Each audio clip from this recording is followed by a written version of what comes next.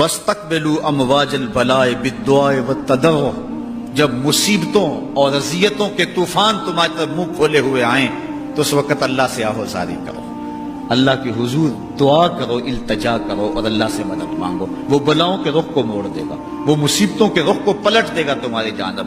لیکن جب تم یہ مزاج نہیں رکھو گے تو مصیبتوں پر مصیبتیں آتی رہیں گی۔ حضرت موسیٰ علیہ السلام کے پیٹ میں درد کا احساس ہوتا ہے تو کوہ طور پہ چلے گئے، کیسے جلیل القدر نبی تھے، اللہ سے ڈائریکٹ رابطے تھے، اور جا کے کہا مالک میرے پیٹ میں درد ہو رہا ہے۔ اللہ اکبر۔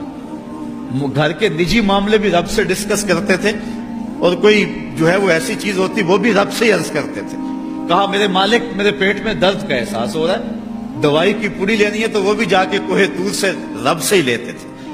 تو اللہ تعالیٰ فرمایا فلان جنگل میں چلے جاؤ، وہاں اس شکل کے پتوں کی ایک بوٹی ہے، اس کو توڑو نچوڑو، اس کا پانی پیو، تمہیں شفا مل جائے گی۔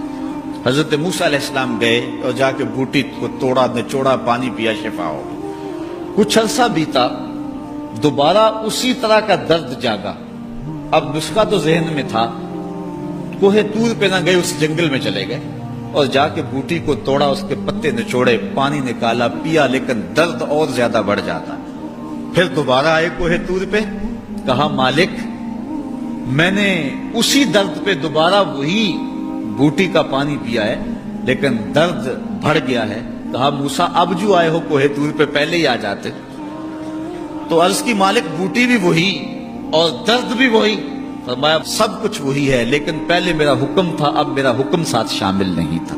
شفا بوٹے میں نہیں رکھی، شفا تو میرے حکم میں رکھی ہوئی ہے۔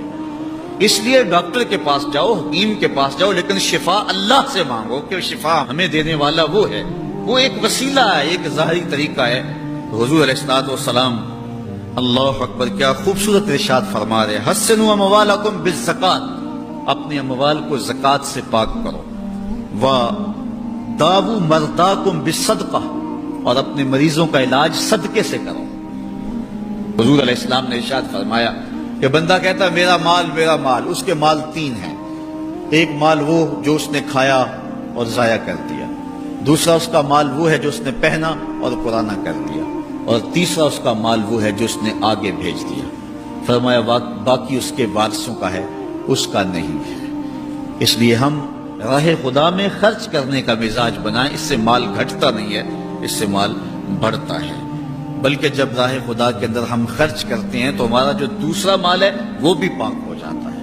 اللہ کے محبوب کا ایک فرمان سنیے جس کو حضرت حسن بصری رضی اللہ تعالیٰ عنہ بیان کرتے ہیں، حسنوا اموالکم بالزکات وداووا مرضاکم بالصدقہ واستقبلوا امواج البلاء بالدعاء والتضرع۔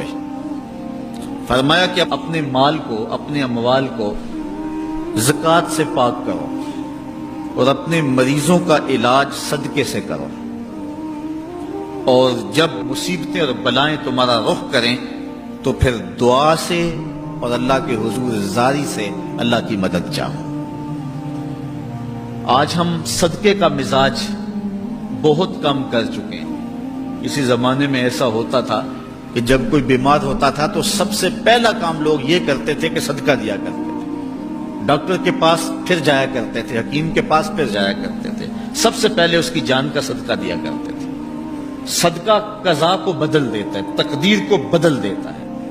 صدقہ سے اپنے مریضوں کا علاج کرو۔ اصل ڈاکٹر کے پاس جانا، علاج کروانا سنت ہے، اس کی ممانعت نہیں ہے، لیکن یہ بات ہمیشہ ذہن میں رکھیے گا کہ ڈاکٹر کے پاس دوا ہے، شفا نہیں ہے، شفا اللہ کے دستے کرم میں ہے۔ اس لیے جب بھی بیمار ہو جاؤ تو پہلے صدقہ کرو اور پھر ڈاکٹر کے پاس جاؤ، اللہ اس صدقے کی برکت سے ڈاکٹر کی دوا میں شفا رکھ دے گا، کیونکہ شفا تو اس کے حکم میں نا، چیزوں میں تو شفا نہیں ہے، وہ تو اس نے حکم جہاں دے دیا وہاں شفا ہے۔